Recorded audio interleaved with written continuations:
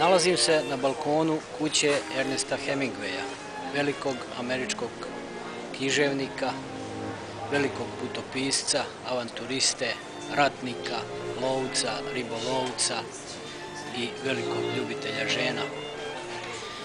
Čitaću jednu svoju pjesmu u ovome časnom hramu velikog Hemingveja iz svoje zbirke poezije Piramida misli, a pjesma se zove Sinovima lutanja.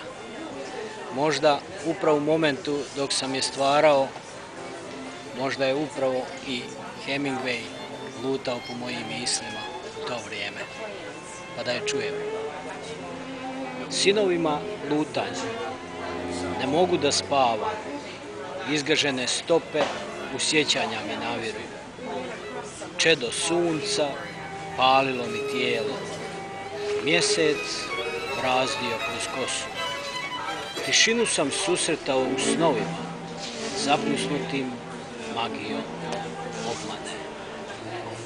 Pohodi su stravični, misao pomračena. Stvarnost izluđuje. Na granici mogućeg krivotvoreni pravci želja.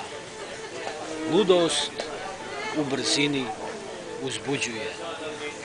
Snaga topuza u grudi mi se zari. O, svevišnji, zar tvoja ljubav tako zna da žari? Noća sam opet tu, dok nebo nadamno